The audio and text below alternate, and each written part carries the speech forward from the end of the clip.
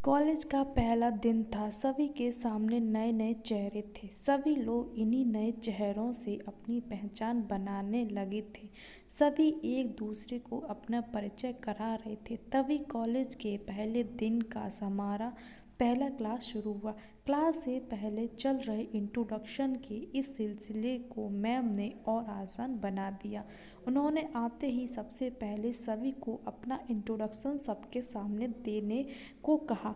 सभी स्टूडेंट एक एक कर अपने बारे में बता ही रहे थे। तभी जैसे ही ऋचा ने अपने बारे में कहना शुरू किया, मानो उसी क्लास में बैठे विशाल की आंखें बस उस पर ही टिक गईं।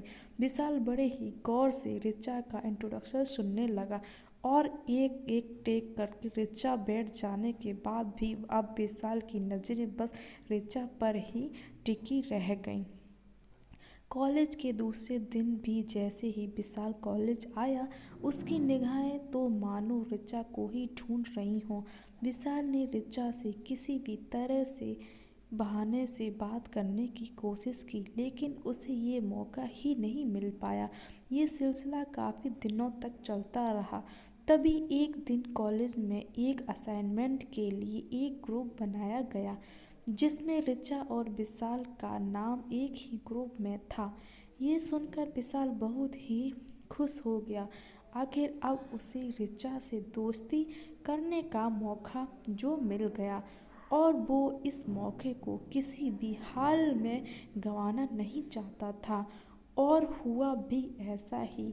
साथ असाइनमेंट बनाते हुए ऋचा और विशाल में बातचीत हुई और फिर देखते ही देखते दोस्ती भी हो गई।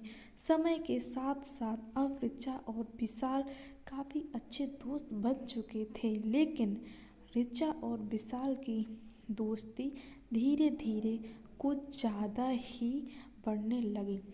फिर एक दिन मौका देखकर विशाल ने ऋचा को प्रपोज कर दिया। ऋचा भी विशाल को मना नहीं कर पाई, क्योंकि कहीं अब दोनों साथ साथ लवर भी बन चुके थे। इसलिए कॉलेज के बाद भी दोनों का मिलना जुलना जारी रहा। अब तो पूरे क्लास को भी ऋचा और विशाल की लव स्टोरी के बारे में मालूम हो गया था। विशाल हमेशा ऋचा को महंगे महंगे गिफ्ट देता और ऋचा भी प्रोजेक्ट बनाने में विशाल की हेल्प करती। सभी कहते कि ऋचा और विशाल एक हैं, एक दूसरे के लिए बने हैं, यानी कि ये परफेक्ट कपल हैं। ऋचा भी हमेशा विशाल से शादी के लिए पूछती, तो विशाल हमेशा ऋचा को भरोसा दिलाता कि अब वो उसके बिना नहीं जी सकता। 3 साल तक दोनों अच्छे रिलेशन में रहा। अब ऋचा और विशाल का मिलना काफ़ी कम हो गया। ऋचा ने फ़ोन करने पर विशाल से ठीक बात नहीं करता। वो कहता है कि पापा के बिजनेस में ध्यान दे रहा है। हालांकि ऋचा भी अपने घर, इसीलिए घर वाले अब विशाल की शादी दबाव बनाने लगे, लेकिन अब ऋचा अपने घर वालों को भी कोई जवाब नहीं दे पा रही थी। फिर एक दिन ऋचा विशाल के रेस्टोरेंट पर पहुंच गई। वहाँ विशाल नहीं था, तो ऋचा विशाल के पापा को कहा कि विशाल की फ्रेंड है और यहाँ से गुजर रही थी, तो यहाँ आ गई। विशाल के पापा ने ऋचा को बैठाया और वेटर से कुछ खाने पीने चीज़ें लाने को कहा। दोनों बैठकर बातें करने लगे। तभी विशाल के पापा ने कहा, बेटा तुम आ रही हो ना विशाल की शादी में। ये सुनकर मानो तो ऋचा कानों पर विश्वास ही नहीं हुआ। उसने फिर से पूछा तो उन्होंने कहा कि विशाल की शादी है अगले महीने में और उसी की तैयारी में लगा है। बहुत खुश है वो आखिर अपनी पसंद की लड़की से जो शादी कर रहा है।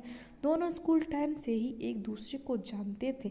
यह सुन अब ऋचा बिल्कुल निशब्द हो गई और वहाँ से निकल पड़ी।